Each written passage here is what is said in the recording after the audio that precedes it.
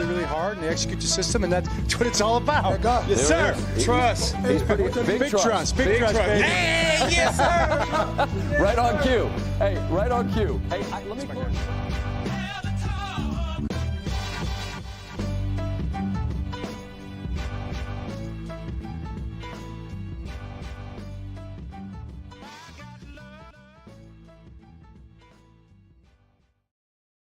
We're back on the Jumbo Set podcast presented by Jimmy's Famous Seafood. My name is Jake Luke, and I'm joined on my screen by my guy, Gentle Spen Crenshaw, Spencer, Nathaniel Schultz. I got a great hat on today, but as I remarked before we got going here, maybe blends in a little bit too well with the truss, the girder that holds up his upper loft area there, which, I've done many a pull up off of that thing. I know how stout that is. So I don't know, just an amusing way to start off the show. How we doing, pal?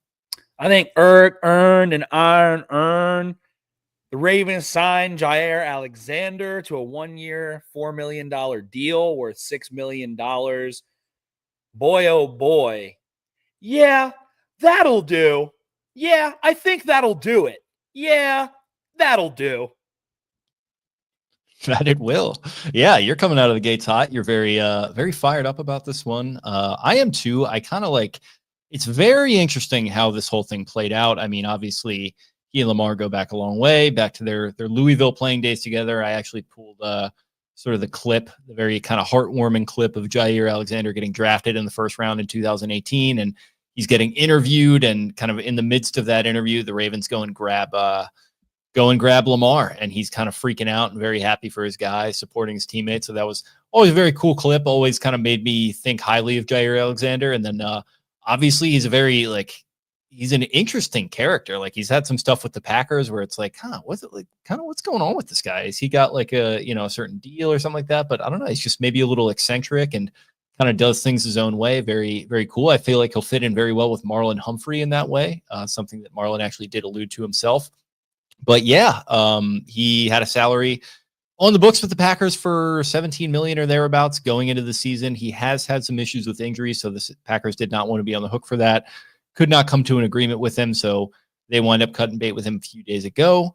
His name was thrown around in all sorts of teams as being interested. I think the Panthers were a big one. Schefter was actually on Pat McAfee today, saying that the Ravens were interested. They were in the mix, but there were other teams that were going to be able to pay him what they felt like would be adequate for his services, or his agent would feel that way. Certainly, this is all like in the midst of Lamar being at the podium for minicamp press conferences a few days ago, or maybe even just yesterday, essentially stumping for Eric DeCosta to get the move done, for Jaire Alexander to come to Baltimore. And this morning, Lamar, I think his wording was slide to the Ravens. This morning, the Ravens social media manager tweets from the official account, sliding to the Ravens with the little purple devil emoji that is, very, very want to be used by that account. That got my juices flowing a little bit. I was like, this isn't going to just come from Shefty or Rappaport. If this actually does happen, that's weird. And then, what do you know? A few minutes later, the Ravens break their own news that they have agreed to terms with a pretty high-profile free agent. So an eventful day in an otherwise relatively uneventful time of the year. You talk about mini camps. We'll get into a little bit what's been going on, what's been tickling our fancies. You don't really see a signing like this happen at this time of the year in the calendar, and you certainly would probably have had it broken by one of these big-name insiders. So I think kind of the connection with Lamar, the way EDC can kind of move in silence, and the sort of family, run kind of tight knit operation here, all kind of came together to make a pretty cool signing day. So it did. And in hindsight, the Ravens go ahead and sign DeAndre Hopkins. They sign Jaire Alexander. They extend Derrick Henry. They extend Rashad Bateman. They hold on to Mark Andrews. They go draft a couple, guys that probably could have gone higher in ways. And I just don't know. My initial thought was like, Eric is just embracing his Howie, like his good old friend Howie. Like, Howie would just sign. If Jalen Hurts wanted Jaire Alexander, Howie would be like, shit, all right, let's get Jaire Alexander. It's just doing shit. It's just like making Madden moves. It's just sign the fucking player, figure it out, do it, have fun. This is a fun thing. Like, sports fandom is so vast and has so many different outcomes and reasons why people think or do or like or hate things that people do. There's just a fun outcome. Ravens have a fun team. They have a fun quarterback. They have the most fun quarterback. They have the most fun running back. They have fun personalities on their team. They play a fun style of football. They have fun night games at home. They like to have a fun experience. I think they're just a fun team. And I like what Eric's doing. I think he's maximizing the fun. And at the end of the day, like, that's what you want. We don't play the game. I want it to be fun for me. I want being a fan of this team to be fun. And signing Jaire Alexander, having your superstar fun quarterback go to the podium, was it yesterday or the day, whatever. So yesterday, or the day before, and be like, yeah, Eric, go get him. You know, it was fun. It was fun that Lamar said that. It was fun that Eric did it. It was fun that Jaire and Lamar are dapping up like 2 days later in the contract signing room where everybody signed the wall. That shit's fun, man. What else? Boys are buzzing. Jeremy Harris here has in the comments. Like you said, Jake, there's not a lot going on. Minicamp, you know, I don't smell the fresh cut grass yet. It's you know, I'm ready for it. I'm ready for football. I'm thinking about it, but I don't quite have that humidity. It's about to get here finally, so we'll start to feel it. But shit's just fun. Like, that's my simple take. This was a fun thing to do. They were having a fun offseason, probably aside from their stupid kicker, but he's gone now. So they have a rookie. He's missing kicks. That's fun. And everybody can freak out about the rookie. Let's see if he can make some kicks or if they have to sign somebody else, whatever. A Jack Settlement, I think, commented on one of my tweets earlier and was like, Ravens fans are about to learn that having a extra point and 40-yard field goal be a guarantee for the last 20 years is a privilege or something. And it's true. Is he still trying to be a professional kicker? Jack? Yeah. Wasn't that like a thing that he was doing? I have no idea. No clue. I was intrigued by that content. Keep it going if you thought about giving up on that, Jack. Love it. People asking again, 1 year, $4 million with $6 million possible in incentives. Tala Mahmood says he's never been so bricked up at work. I mean, I think a lot of people got bricked up today. I think this was a horny signing. Like, this is the name that's been floated for so long. And that's what it's just a continuance, man.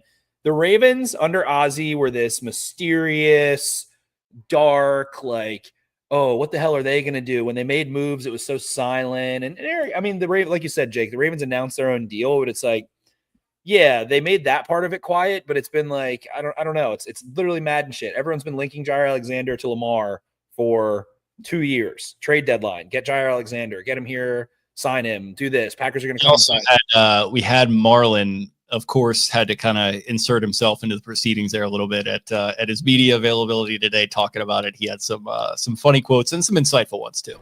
We did kind of speak on teaming up last year, but obviously, you know, he was like, I'm here. And I was like, oh, I'm probably not leaving here either. So it ended up working out, but really excited. I think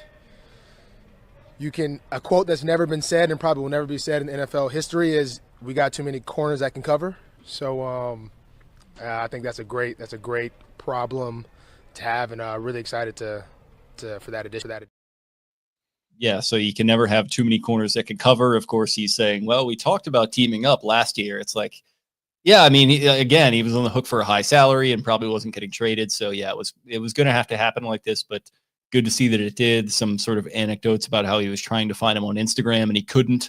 So yeah, I mean, it seems like they've, they're good friends, but I feel like they're kind of they're eccentric on very different wavelengths. I think Marlon is eccentric because he likes the attention.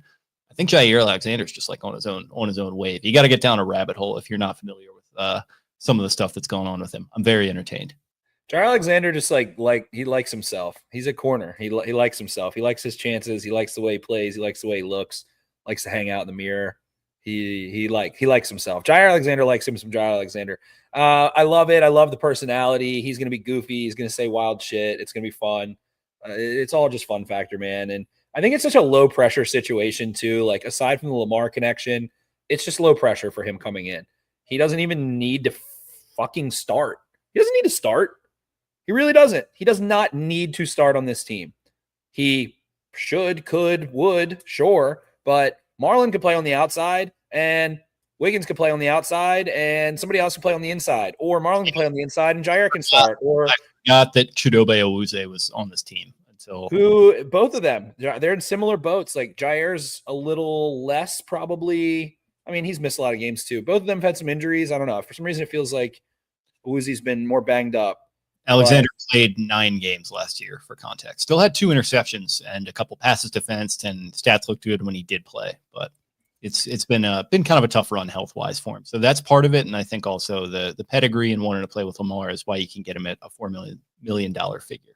He has not played more than 7 games, I think, according to Pro Football Reference, since 2022, where he was a All-Pro. The last 2 seasons he's been healthy. He played 15 and 16 games in 2020 and 2022, and he was an All-Pro and a Pro Bowler both times, second team All-Pro. He is 7. I miscounted there.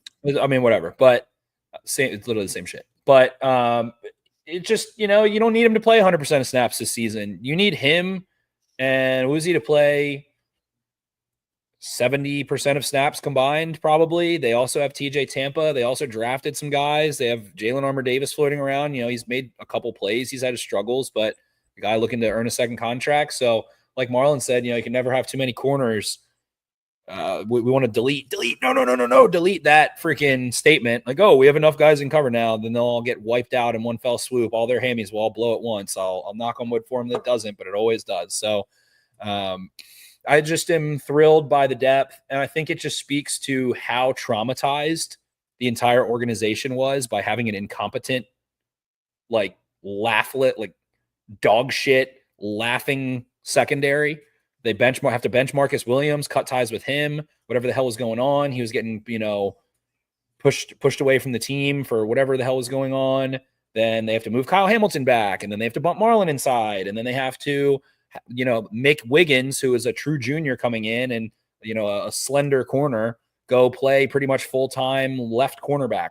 So that was, I think, traumatic. Like, I don't think that word is hyperbolic. I think in a football sense, they were traumatized by what happened. And Eric went nuts, brings in Malachi Starks, gets Chidobe, gets Jaire, drafts 2. You have Wiggins, you have Humphrey, you have Tampa. I mean, Starks, again, like, they said, this is not something that we can have derail us again. You can just tell that it was so disappointing to them and took so much energy. They had to bring in Dean Pease. They had to move all these players around. The amount of time, time is a finite resource, especially during the season. And the amount of time that they must have had to spend exploring free agent options, exploring trades, talking about how they were going to move guys, what to do with Marcus Williams, or Darius Washington, can Wiggins handle it? How can we alter the scheme? How can we alter the coverage? Needed to bring in Dean Pease, what that looked like, who needed to shift in terms of coaching responsibilities, practice drills they needed. That must have been a time suck. That was a huge use of resource in the same season where their offensive line coach tragically passed away and they were having some issues early.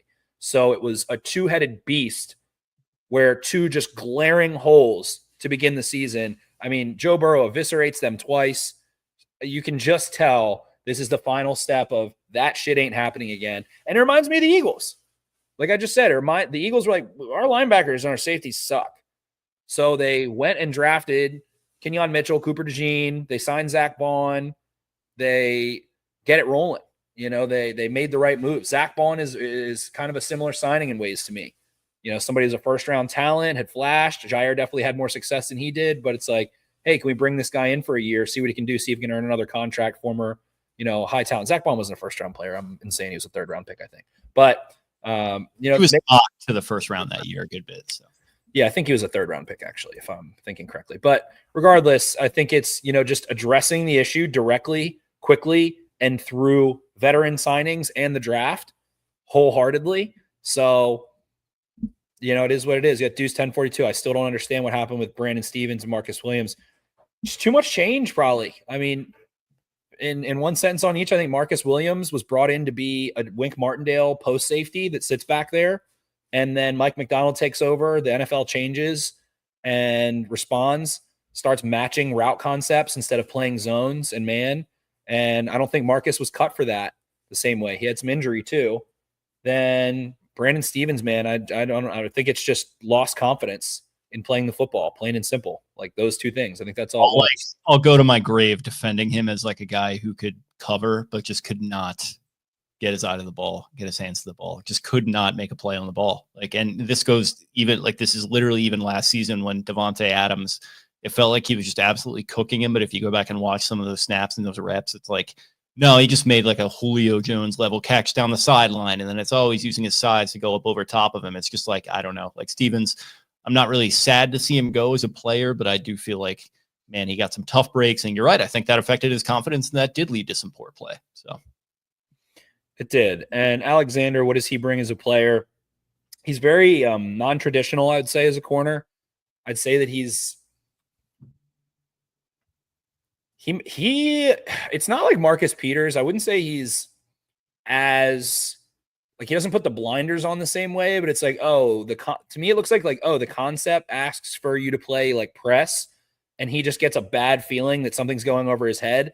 He'll just like in a cartoonish way turn and run. Like turn his back and little cartoon noises are going. Like he'll do non-NFL things, like almost like high school football things. Like he'll break his technique because he picks up on something. He is not a traditional corner.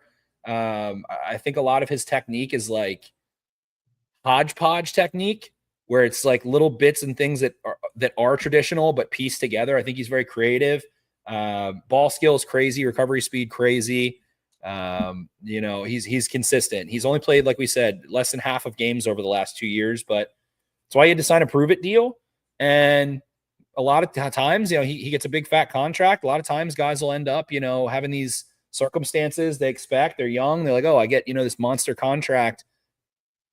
Suddenly that money can get spent kind of like water. And you might be like, oh shit, I need to, get healthy and get another big contract to really feel good. Buying houses, cars, stuff, it feels, there's many stories about it, have it today, gone tomorrow. So a real chance to prove himself and earn a big payday here. And I don't know, it reminds me of like Samari Rolle back in the day being signed from the Titans. Like he was a high profile corner that had some struggles and some little bit of dinged up injuries and things like that. And came to Baltimore and is able to fit into this organization and be a playmaker for them while he wasn't the guy necessarily like he was in Tennessee. So love it. Yeah, no, I'm with you. I think high pedigree, crazy athleticism when you watch him. I mean, so he's had some good highlights as far as interceptions go, if you go and check some of that stuff out. So yeah, just a fun player, fun guy. I think he'll fit in really well. And John Harbaugh agrees. I'm just really excited about it. I had a chance to sit down with him today, which was awesome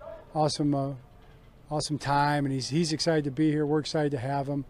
He had been kind of behind the scenes in the works a little bit. And I know he wanted to be here, and we wanted him here, so for it to work out the way it did, it made Lamar happy. I think it made everybody happy. It's just an opportunity to become a better team in that sense today. So we're really excited about it. Yeah, behind the scenes in the works made Lamar happy. A lot of buzzwords being hit on there that really, like, I was kind of pondering it a little bit today, and I sort of talked about it a little bit on X, the Everything app, that like, man, Eric DeCosta really just is like what you want as a fan to be your general manager. You hit on the comparisons to Howie Roseman, who I think is very much in that camp as well, where it's like, yo, you can just do shit. Like you can just like play it like Madden sometimes if you want. You can go out and sign guys. You can like pick the exciting players in the drafts, one after the other. You can re-sign players. Like there's no inhibition. There's no fear of, repercussions. Like it comes from a place of, I think, Bisciotti empowering him, and then like a lot of goodwill being built up over the course of a lot of good moves being made, where people mentioned the Lamar factor and like Jaire wanted to come and play with Lamar. Yeah, absolutely. That's a huge part of it. And I think, obviously Eric didn't pick Lamar, but he essentially built up his entire career around him and then re-signed him to that contract. And it's all a confluence of, what makes you feel a lot of good vibes around the Ravens when, I'm talking Orioles a couple of times a week, and they had pretty much the polar opposite offseason of what we're talking about. And I know that's a club with an ownership group in flux and a lot of different things going on. But man, it just really makes you appreciate the Ravens. You look at the Rafael Devers trade with the Red Sox, like they're just running a business. They're just trying to turn a profit. I don't think that's what the Ravens are doing here. They're committed to winning, and I really, really appreciate that as a fan. As we have a guest joining us here from north of the border, and his daughter. You can probably hear back down there a little bit. But I'm sure has some thoughts on the signing as well. Can you guys hear the kids in the background? this is coming to you unedited, live from Limoges, Ontario. Yeah, we're doing What's going on, fellas? It's been a while. it has. Nothing, man. Happy belated Father's Day. Yeah. Thank you. Yeah, I am getting the fruits of my labor right now with my children going crazy in the background. What a day! Like, what a crazy day. I don't want to repeat too much of what you guys said. I just thought I'd kind of pop in. I haven't gotten to do this in a while. I've kind of been on content strike, so just kind of my quick thoughts is the biggest thing that stood out to me was feels like the Ravens finally get some swagger back in their defense that they haven't had since Marcus Williams. Just with, like, I mean, they have it in a few guys, but there's been nobody that'll get out there and, dance on Justin Jefferson. And I think that's one of the underrated things they're getting in a playmaker in Alexander that I'm the most excited for. I definitely don't underrate what type of impact that's going to have on the defense. So very excited about that. And like Chuck Pagano must be just foaming at the mouth of all the tools he now has at his disposal. So I think that's like the two most important things that may have been unique that you guys didn't already talk about. I'm sure you guys have already kind of talked through everything. But those are two things that stood out to me.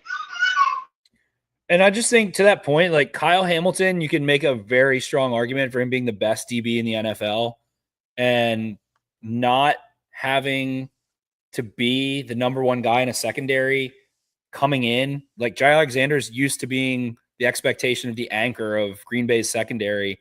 And you make a point of it. Like, I think Nate Wiggins, they're different players, but I think the way that Nate Wiggins wants to celebrate and have fun and compete and talk shit is how Jaire Alexander competes and has fun and talks shit.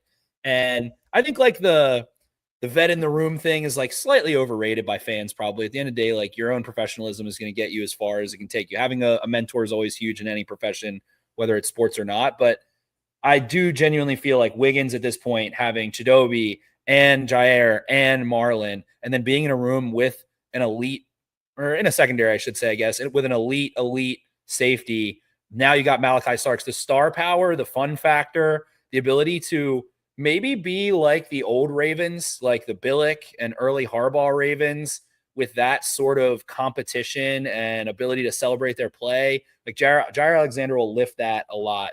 And it reminds me of, I mean, I think Jaire, the way he likes to, like, he reminds me of Dion a little bit, like his personality as a football player, as a DB. He's got a little bit of that prime time to him. He likes to talk that shit. He likes to be the center of attention.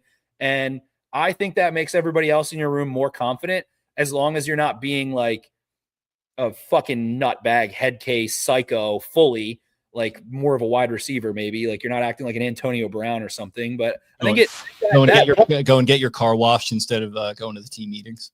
Exactly. Freezing your foot off. But he is going to make other guys feel more confident. I think that confidence rubs off, and it's a cheap signing. It's a fun signing. Who knows? He might only be here 1 year. He might miss half the games, but I think he probably knows that, and he is going to try and have as much fun as possible. That was what we kind of said in the beginning, Cole. Like, this is just a fun signing. It's just fun. No, I completely agree. And like from his perspective, he's now playing with Kyle Hamilton and Malachi Starks behind him. He's going into this year. Everyone knows he needs to stay healthy. He's not dumb. He knows what he needs to do to get another payday. So he's going to a defense that's well established, has a good culture, is known for defense, with a great safety duo. He's playing with 3 other pretty damn good corners. And, he's set himself up. Like, even if he plays a minor role, if he still gets back to putting down tape that is solid, he's going to get paid next year. Maybe from the Ravens, who knows? But I just think it's one of those signings that's a win-win. Like, I understand the Ravens are going with a low-risk signing to a guy that could be a Pro Bowl player if he gets back to form.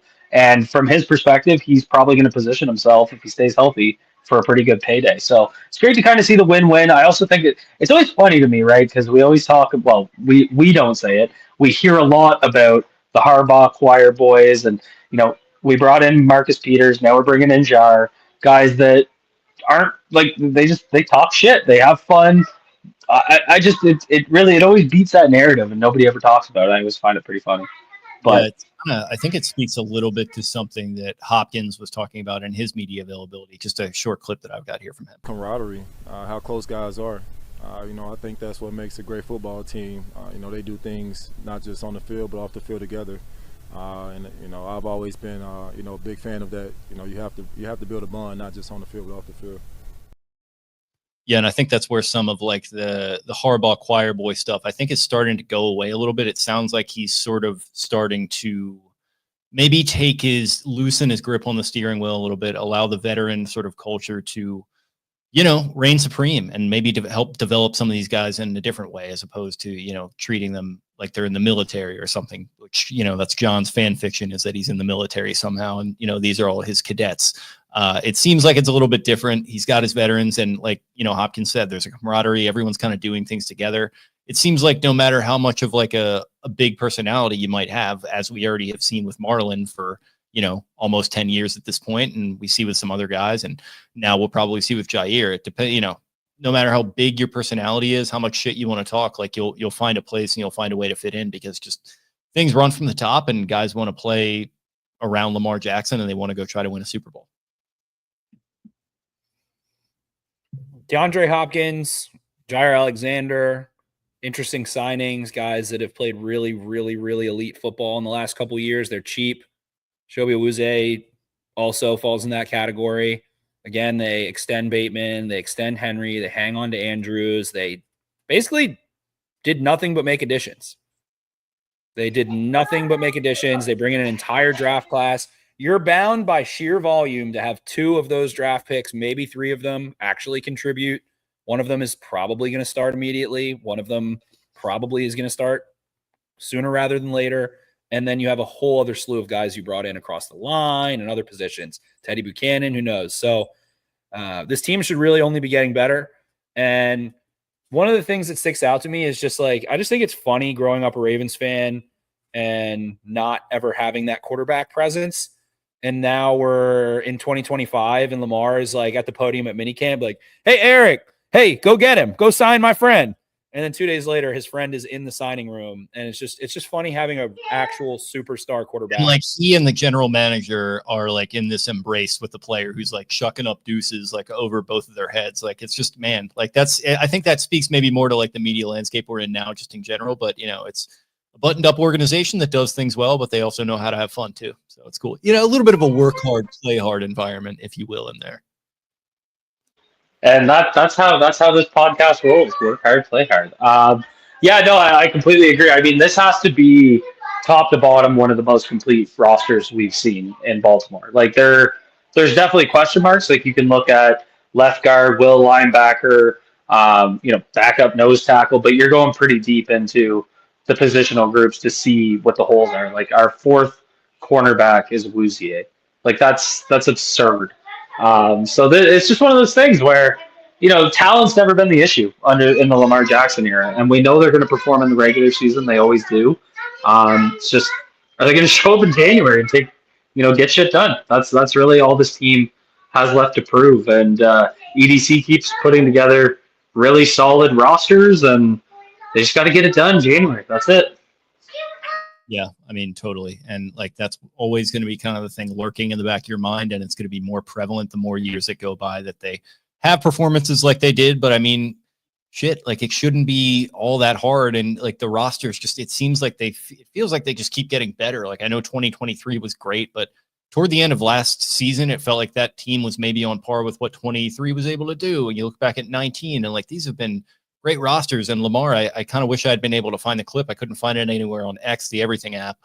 But he was talking about the loss to Buffalo, and he's very simply said, we were able to move the ball. Like, if we didn't turn it over, we probably win that game going away. And he was absolutely right. And it's like, man, if they just kind of learn how to tie their shoes before they try to run, like, yeah, this absolutely could be the year, but we'll have to, again, we're like a broken record. Like every July, every August, it's like, man, looks great on paper. I'm sure they'll do great in the regular season. We'll see what happens after that. I think that they have to get the 1 seed. I think at this point, with all the talent they have, at this point, I know obviously they've disappointed, and I have talked about, No Raiders loss at home in September this year. Like that. No, there can't be. I think you have to win 13, 14 games, and I don't even care about the playoffs. I think you need to just simply get less playoff games, and they don't travel a ton. You need to get less playoff games, and you need to have home field advantage. You've already had it. You've already PP'd. You already lost to the Chiefs. I don't think they give a fuck about the Chiefs anymore. I don't think they care about anything. I don't think there's any big bad thing other than them and their own issues. And I think they're so aware of it. Don't lose stupid games. Your secondary shouldn't be letting up 500 yards. You shouldn't be getting torched on the back end of a fourth quarter at home, like you said, against the Raiders. Come out, start strong, win 3 games every month at minimum. Win 3 games every single month. Your schedule is not that bad. You don't play in a strong division anymore. The Steelers have Aaron Rodgers, whatever the fuck the Browns are doing. And then the Bengals did nothing. The Bengals re-signed their guys. They did nothing. So Bengals are very good if giving the Ravens runs for their money, whatever. But I don't know. I don't feel like I feel like the separation on paper and even in result, now that they've conquered the Steelers, the Browns are dismal. You can beat the piss out of the Browns. And then you've already dealt with the Bengals. The Bengals are just deathly trying to change their defense to deal with you. So they are the top dog in the AFC North. They should be the top dog in the AFC. The Bills had Bosa. The Chiefs fucking, I don't even know what they did. I don't even remember. I don't think they did anything crazy from what I can recall. They'll be in the AFC Championship. Don't worry. I don't even know. I don't even know about that. So at the bank. You say that every year, and they're there every year. They're going to be there. Whether it's in Baltimore or it's there, they'll be there. I don't care. I don't care about them. But again, I think you have to win the AFC. I think you need to play 2 playoff games before the Super Bowl, and you have depth. Your offensive line has depth. They have good tackles, a good center. The guards are having compete against each other. Like guys like Justice Hill, man, like guys that are still on this team, Justice Hill, Keaton Mitchell, Charlie Kolar, freaking who's pumped up about, again, Kyle Van Noy likes to talk about how he goes in the radar guys, 21.5 sacks. Like Madubuike wasn't a superstar like he was 2 years ago, but he's still damn good. So many guys, I feel like they're so stacked. Tez Walker, Tylan Wallace, like guys are chomping at the bit at wide receiver 4. Like the wide receiver room is like this on paper. Bateman having 11 touchdowns, Flowers having 1,000 yards. You have a good vet in the room and you've got some young talent. That's the best receiver room that Lamar's had. It's the best tight end room that maybe you've ever had in an illustrious history of what that room can do. There's just talent, veteran leadership, stars, high-paid players all over. You have a superstar quarterback. He's happy. He's motivated. I mean, it smells like sunshine and roses for a reason. And while everybody's pissed they haven't, won the Super Bowl yet, they're a really good team, and they just don't really have any reason not to lay eggs, or to lay eggs, I should say. It's a game they've never played before. They're on their desktop. What the heck is this? Bloop, bloop, bloop. Just little eggs. What the hell is this? I really just think this is the most fun Ravens team in a while, fully. So wish them health and wealth, and they'll be good to go. And I think they should win the AFC. Cole, any big thoughts on that? I see you pacing around, potentially doing some chores. I've just been tracking you and just really tickled by what I'm seeing. We got, I don't know if it's a great time, but we're building a fort right before bed. So we got girls, say what up, everyone. Kind of my closing thoughts. Like, I think we're all kind of saying the same thing, and I completely agree. I think the big thing for me that feels different this year is the fun factor. Like, just getting in some of these guys, I'm just really excited to watch. Like, a Deandre Hopkins in this offense, I think is going to be way more fun than people are expecting. Seeing guys like Deandre and Jaire just that wanted to be here clearly, I think is really cool. It's kind of the first time we've seen like a vet receiver kind of want to be here and sign so quickly. And it was kind of the same thing with Jaire, right? And they're taking cheaper deals than they probably would have got in the market. So it's just that Lamar Jackson effect and guys wanting to be here to play with Lamar and play in Baltimore. I think it's going to make things a lot more exciting. I think it's going to be easier to get guys bought in.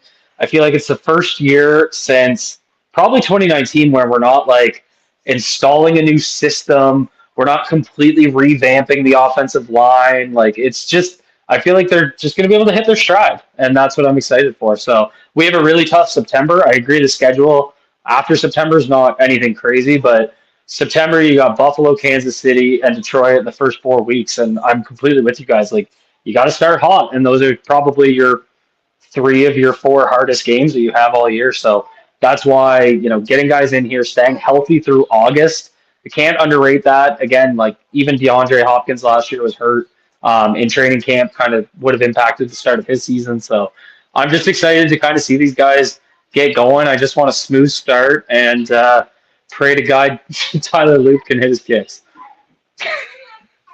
Yeah, we might need to start a loop report. Just get like I don't want that. I don't want that. Makes me want to do it even more. I would have put you on that beat.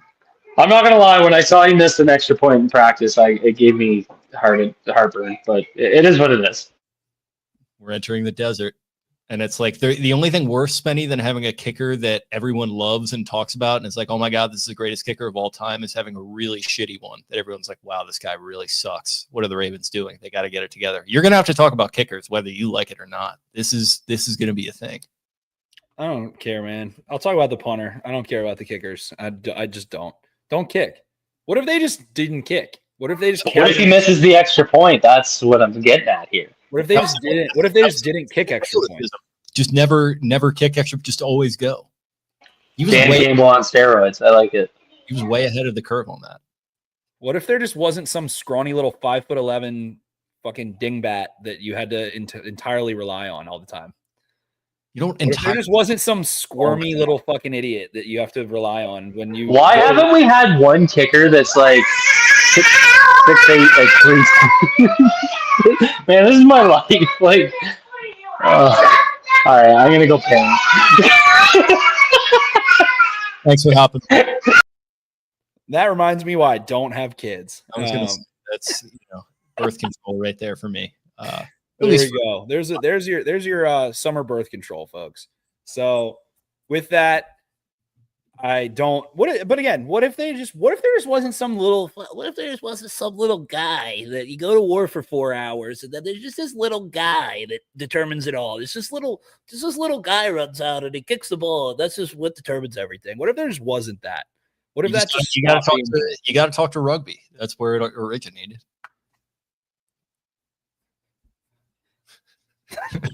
She saw you and she started crying, and then she goes back to Cole. She's not anymore. Yeah. So Jaire cries when I hold him.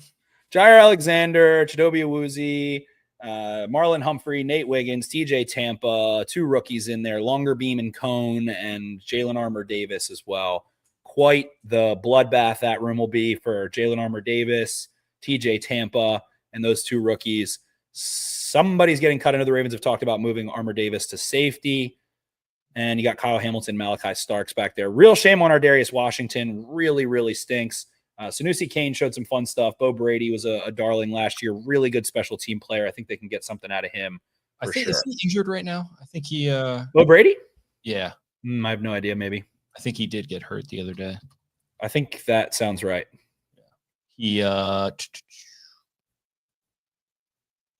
Bo Brady had an interception today, according to our boy Nikhil Mehta.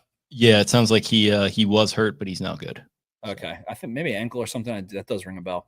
But yeah, I mean the safety room, got Hamilton and maybe some inexperienced guys. So,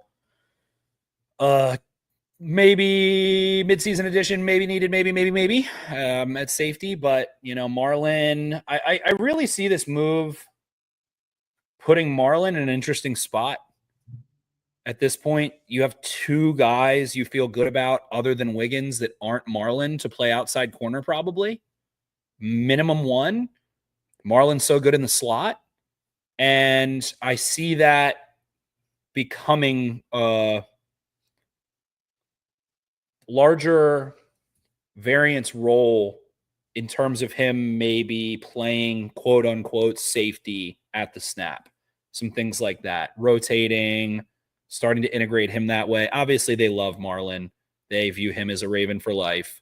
And maybe we see him start to toy around with some deep halves a little more, some deep thirds, some off slot coverage from 10 yards out, off man like that, and maybe being a little bit more of a rat. So I am not surprised by that at all. I think in healthy form, you can unlock Marlon, who's been here. He knows everything as much as anyone else does. The dude played with Zach Orr. So I think that is an interesting counter effect or chain effect, possibly from signing a Jaire Alexander. So fun defense. Mike Green added. Malachi Starks added. Jaire Alexander added. Yeah, that'll do. Yeah, I think that'll certainly do. And yeah, I think you summed up my thoughts on it nicely. That all we got for today's show? Because I am all taked out. I'm all taked out as well. Make sure to like and subscribe. Easiest way to support us is always go over to YouTube. For some reason, we just stink with getting subscribers. I guess YouTube just hates us. 3,000 subscribers. We did finally pass, and we're proud of that. So get us to 5,000. That's the next goal. Get us up to 5,000. Easiest way to support is always just to support our sponsors, Black Eyed Susan Spices, Fed Thrill Sunglasses, the venerable Jimmy's Famous Seafood. We've got Clipper City Barber Company, and hopefully some exciting new ones on the way soon. Support them, like the YouTube page, tell a friend, tell your mother, follow us on Instagram, all that crap. Jake, you can give them anything else and get us out of here. Yep, absolutely. I am at Jake Luke on X. That's LOUQUE. Spenny at Ravens 4 Dummies. That's the number 4. Brian at Barstool Banks. Taylor at Taylor Smythe 10. And Eric at EDITTI 22. Appreciate you all hanging with us, talking some Ravens, and we'll be back to talk some more Ravens and also to talk some Orioles as their season rolls on very, very soon. See ya. Arrivederci.